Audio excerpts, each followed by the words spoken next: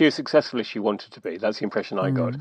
I think she really, really struggled with fame and didn't. And she said to me that it was never part of the plan. And when she went to number one, she said that derailed her life far more than ripping up a picture of the Pope on Saturday Night Live. Nothing compares to Now, there's a fair chance you can now see in your mind Sinead O'Connor with a tear rolling down her cheek. We learned of her death yesterday, but there was much more than that one song, of course. Will Hodgkinson is the Times' chief rock and pop critic and interviewed Sinead quite a few times, actually. Morning to you, Will. Good morning. What went through your mind when you heard that she died? I was not massively surprised, which is an awful thing to say. She was incredibly strong-willed, very powerful, very, very intelligent, and on the 3 times I interviewed her, very lucid. But she had severe depression, I would say. She had a very, very damaged childhood. She had got through 4 marriages, which I think the last one lasted 18 days. And, she was taking her demons with her. She lost her son, which is just so tragic, he was only 17. So I think the weight of that made me feel horribly that she was only 56, but it didn't come as a huge shock somehow. Now, the last time you spoke to her, when was that? 2 years ago? Yes, 2021, yeah. And what did she talk about? How did she appear to you then?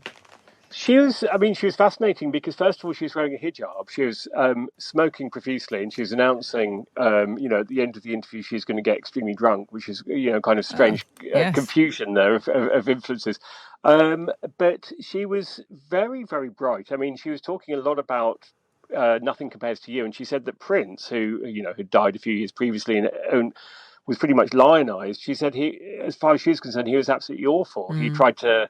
He had a bizarre pillow fight with her where he put some sort of brick inside the pillow and basically beat her up, and she escaped. And so she was saying that she thought he was a woman beating, a very unpleasant man. So she was extremely outspoken. I think she was entirely her own person. I don't think she wasn't PRable. She wasn't somebody who could be who's worried about publicity. And what about the music itself? Because I'd kind of forgotten about her back catalogue, her music, because I suppose if someone's not in your eye line, you kind of lose track a bit of it. But then I was looking at the stuff last night and I was remembering, I had this album, I had this one, I had this CD. I think it was Am I Not Your Girl? That was the album that I really remember. And I was going through it all because it was this weird kind of swing, kind of, I don't know, Ella Fitzgerald-y covers. It's such a good album, but it's so very different to perhaps what she's best known for. Well, that's right. She didn't really have a typical style. I mean, The Lion and the Cobra was her debut, and that was a rock album. And so that established her as this very strong, a kind of an indie rock album, I suppose. Mandinka was the first big hit. Then you had Nothing Compares to You, which is a ballad.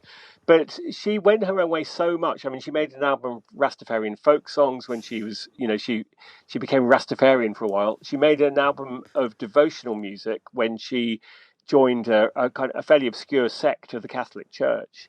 So and these weren't going to win her any more fans. But then her final album was called I'm Not Bossy, I'm the Boss. I think it came out about 2014, and it was great. It was fun. It was kind of fun pop songs. So again, that was just a sign of her willfulness. She wasn't someone who could follow a normal commercial career. And so was she ultimately judged commercially successful? I mean, if you take if you don't just look at the early stuff, then Nothing Compares to You, etc. You look over her entire life and all her music. Was she commercially successful? Well, she was successful as she wanted to be. That's the impression I got. I think she really, really struggled with fame and didn't. And she said to me that it was never part of the plan. And when she went to number one, she said that derailed her life far more than ripping up a picture of the Pope on Saturday Night Live did, which is where she got death threats and Christians in America were steamrolling her records. She said that got her back on track, because that got her, involved in the things that she cared about, which at the time was about, it was about child abuse in the Catholic Church. So she found it very hard, and I don't think she wanted to be commercially successful on the level of the Bob Dylans of this world.